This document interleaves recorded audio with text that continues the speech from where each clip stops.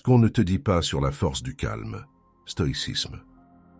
Que reste-t-il quand quelqu'un te blesse et attend en silence de voir ton monde intérieur vaciller, tes réactions s'emballer, ta paix se fissurer, sinon cette lutte intime entre l'orgueil et le stoïcisme, entre l'envie de répondre et l'appel du détachement, là où l'indifférence devient une force silencieuse. À l'extérieur, tu fais bonne figure, tu continues d'avancer, mais à l'intérieur, les pensées tournent en boucle, la colère cherche une sortie, l'injustice réclame réparation. Et tu sens que tu n'es plus aux commandes, que le contrôle des réactions t'échappe malgré tous tes efforts de maîtrise de soi. Dans cette tempête discrète, tu te crois seul, persuadé que chacun traverse ce genre de blessure et que c'est normal de ruminer, normal de rejouer la scène, normal de rester attaché à celui qui t'a fait mal, sans voir que cette normalité te maintient enfermé dans une dépendance émotionnelle déguisée en lucidité. Combien de temps comptes-tu encore offrir ton énergie à quelqu'un qui n'a plus sa place? Combien de jours avant de reconnaître que le stoïcisme n'est pas une fuite, mais une décision, celle de regarder la situation en face et de choisir ici et maintenant une autre manière de réagir? Car ce que tu prends pour une faiblesse est en réalité un signal de clarté. L'indifférence n'efface pas ta valeur, elle la protège, elle ferme l'accès, transforme la blessure en leçon et redéfinit la gestion des émotions comme un acte de souveraineté intérieure plutôt qu'un combat sans fin. Épictète l'exprimait avec une précision implacable en disant que ce ne sont pas les choses qui troublent les hommes, mais les jugements qu'ils portent sur elles. Et c'est exactement cette sagesse que nous explorons sur les méditations stoïciennes, une chaîne dédiée à la reconquête de la maîtrise, du détachement et de cette absence digne qui libère. Si ce que tu entends résonne en toi, abonne-toi à notre chaîne Les Méditations Stoïciennes. Prends un instant pour laisser une trace de ton soutien. Laisse-nous un like sous cette vidéo, partage ton expérience en commentaire et transmets cette réflexion à quelqu'un qui en a besoin, car avancer librement commence souvent par un simple choix conscient. Abordons la première règle. Tu choisis ta réaction. Quand quelqu'un te blesse, le premier réflexe est souvent de répondre, de montrer que tu n'es pas faible, que tu ressens l'injustice. Pourtant, c'est précisément là que commence la véritable maîtrise de soi, dans ce moment suspendu entre l'impulsion et le choix. Le stoïcisme nous rappelle que la seule chose vraiment à nous, c'est notre réponse intérieure. Et cette réponse peut devenir une force silencieuse, celle qui transforme la douleur en lucidité. Au travail, un collègue t'humilie devant d'autres, avec cette ironie déguisée qui cherche à te déstabiliser. Tu sens la chaleur monter dans ta poitrine, les mots prêts à jaillir comme une défense naturelle. Mais tu respires, tu observes sans répondre, même si ton orgueil brûle d'obtenir justice. Ce calme apparent n'est pas faiblesse, c'est la première manifestation du contrôle des réactions, une manière d'affirmer ton autonomie. Marc Aurèle affirmait « La meilleure vengeance est de ne pas ressembler à celui qui t'a offensé ». Cette phrase simple contient tout l'art du détachement véritable. Elle ne prône ni la passivité, ni la fuite, mais une maîtrise qui refuse d'être contaminée par la colère d'autrui. En choisissant ton attitude plutôt que ta riposte, tu regagnes le terrain intérieur qu'on tentait de t'enlever. Il est normal de sentir l'émotion te traverser, car ignorer sa blessure serait mensonge. Mais reconnaître cette secousse sans s'y abandonner, c'est déjà exercer une puissance rare. L'indifférence n'est pas froideur, elle est conscience claire que tout ce qui ne dépend pas de toi ne mérite pas ton énergie. Et ce discernement devient peu à peu ton bouclier le plus noble. Sénèque disait « Celui qui s'irrite contre les offenses se punit lui-même ». Cette idée appelle une pratique concrète, s'observer avant chaque réaction et décider si l'autre mérite ton agitation intérieure. La vraie absence digne consiste à ne plus offrir de scène à ceux qui cherchent ton trouble. Cette retenue est un choix stratégique et apaisant à la fois. Plus tard, dans un cadre familial apaisé, tu revis ce principe sans même t'en rendre compte. Un proche te reproche injustement un oubli. Autrefois, tu aurais répondu sèchement. Aujourd'hui, tu choisis le silence réfléchi. Ton calme désamorce la tension avant qu'elle ne se forme. C'est une victoire invisible mais déterminante. Tu as changé ta manière d'exister face au conflit. Alors retiens ceci. Personne ne peut t'obliger à réagir selon ses règles. Chaque mot non prononcé devient un acte de liberté intérieure.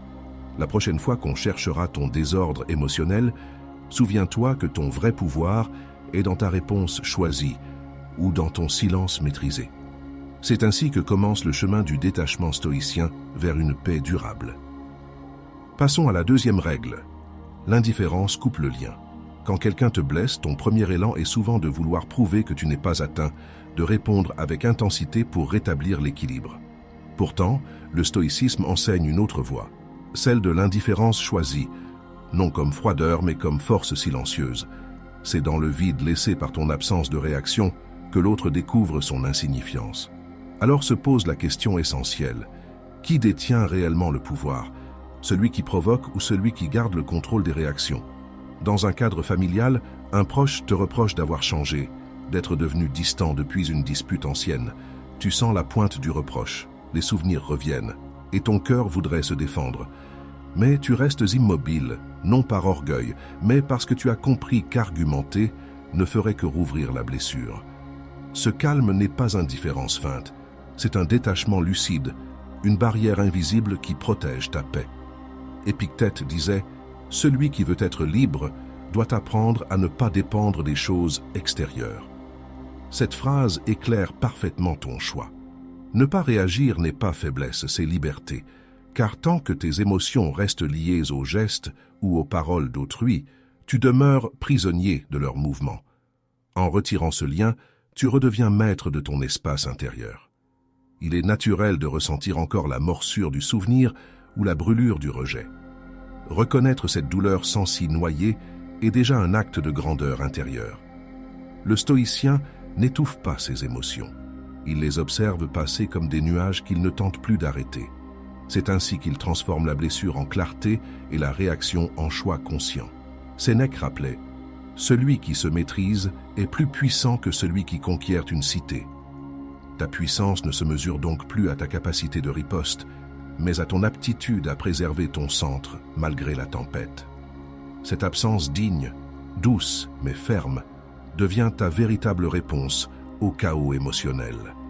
Tu apprends à agir sans bruit, avec discernement, jusqu'à ce que ton silence parle pour toi. Dans les transports bondés, quelqu'un te bouscule et te fixe avec provocation. Autrefois, tu aurais réagi vivement. Aujourd'hui, tu détournes simplement le regard et reprends ta lecture intérieurement apaisée. Cette neutralité n'est plus contrainte. Elle est conquise. Tu sens que ton énergie reste intacte parce qu'elle ne dépend plus des gestes brusques ni des mots étrangers. L'indifférence coupe le lien là où la colère l'aurait renforcé. Elle t'apprend à préserver ta souveraineté émotionnelle et à laisser les autres face à leur propre vacarme intérieur. Chaque silence choisi devient une frontière claire entre leur monde et le tien, et dans cet espace retrouvé naît ce calme rare, où commence véritablement la liberté stoïcienne. Accueillons la troisième règle. Ne donne plus d'importance. Il y a un moment où ton énergie ne doit plus être une offrande à la douleur.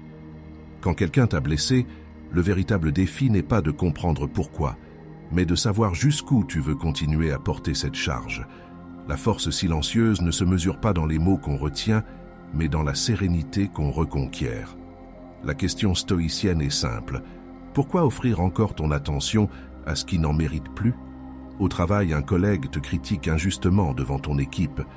Tu ressens cette crispation familière dans ta poitrine, ce besoin presque instinctif de prouver que tu avais raison. Pourtant, tu choisis le calme. Tu te contentes d'un regard neutre et retournes à ta tâche.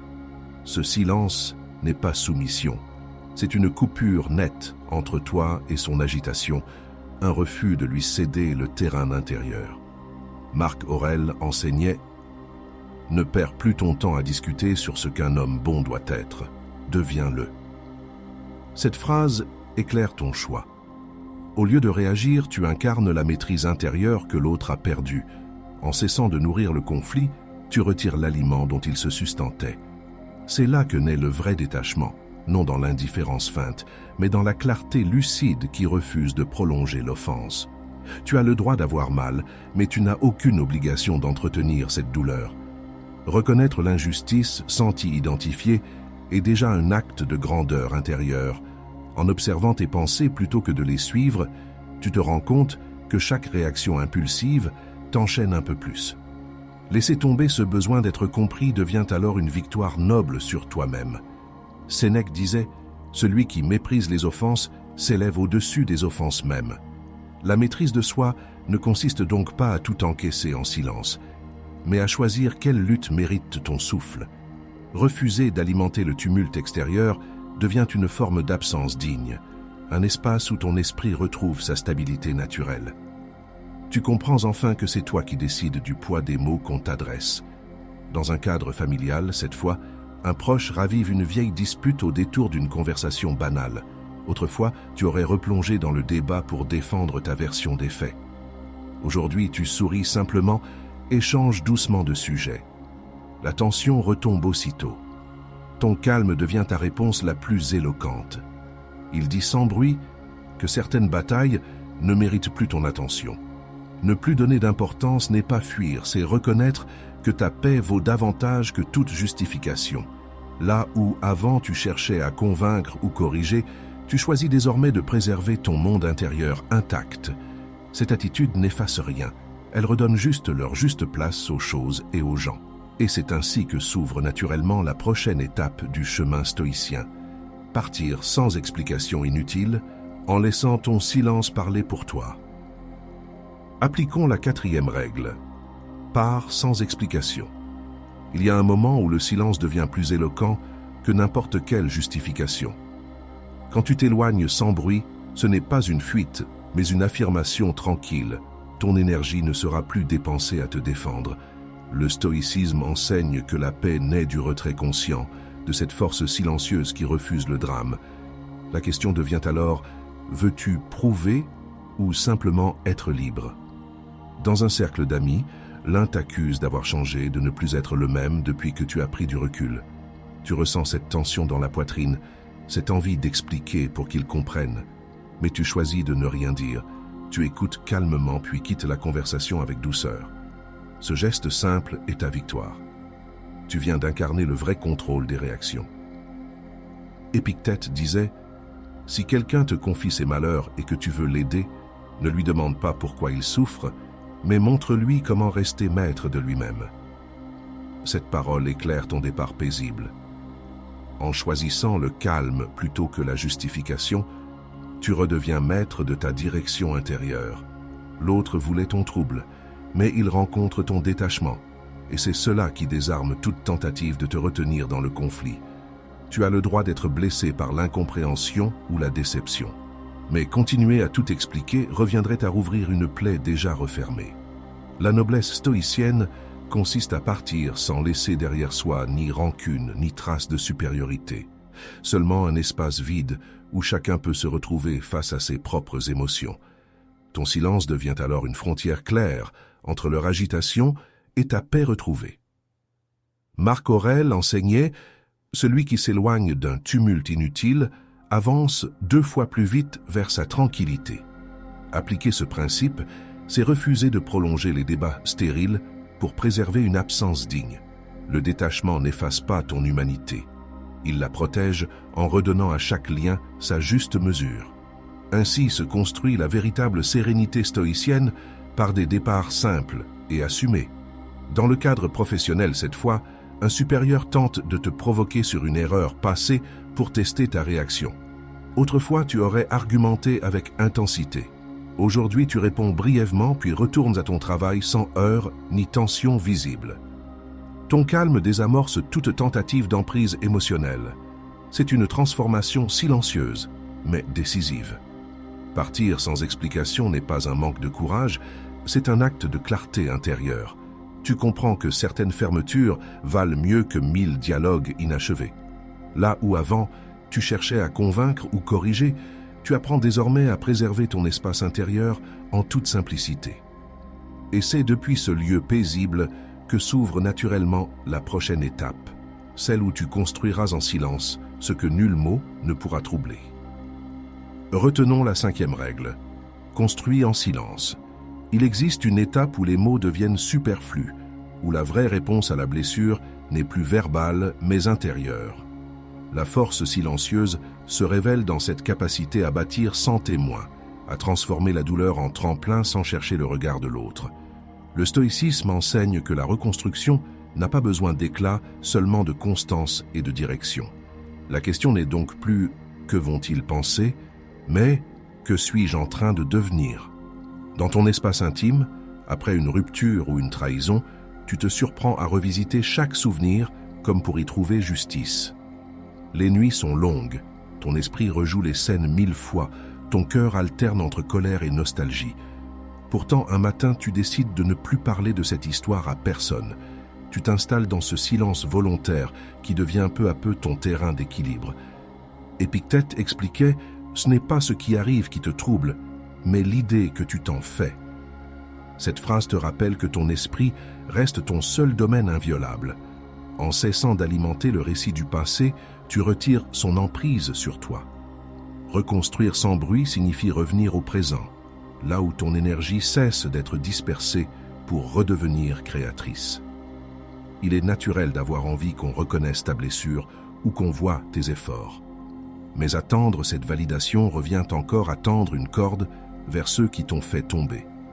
Le calme intérieur ne se mendie pas, il se cultive dans le retrait conscient. Chaque instant de silence choisi devient un acte de maîtrise de soi, une manière d'affirmer que ton monde intérieur t'appartient enfin. Sénèque affirmait « La véritable grandeur consiste à se suffire à soi-même ». En appliquant cette sagesse, tu découvres que le progrès discret vaut mieux que toutes les explications publiques. Construire loin du bruit, c'est exercer le véritable contrôle des réactions, celui qui ne dépend plus du regard extérieur, mais de ta volonté propre. C'est ainsi que naît une absence digne, faite non de fuite, mais de paix.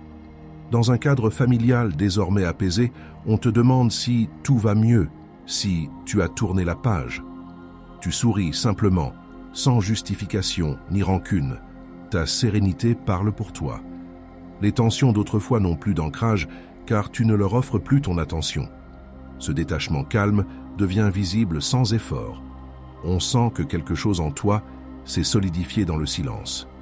Construire en silence n'est pas ignorer ce que tu as vécu, c'est honorer ce que tu deviens malgré tout. Le détachement ne supprime pas l'émotion, il lui donne une forme utile et stable. Continue sur ce chemin tranquille où chaque geste sobre élève ta paix au-dessus du tumulte passé. Car c'est depuis ce socle silencieux que s'ouvrira naturellement la prochaine règle, celle où tu apprendras à protéger ton monde intérieur avec sagesse et constance. Penchons-nous sur la 6e règle. Protège ton monde intérieur. Il y a des moments où la blessure semble s'insinuer jusque dans tes pensées les plus calmes, où chaque mot entendu réveille le souvenir d'un affront passé. C'est là que commence l'art de préserver ton espace intime, cet endroit où seule ta conscience a accès. Le stoïcisme t'invite à construire autour de toi une muraille invisible, faite de discernement et de maîtrise de soi.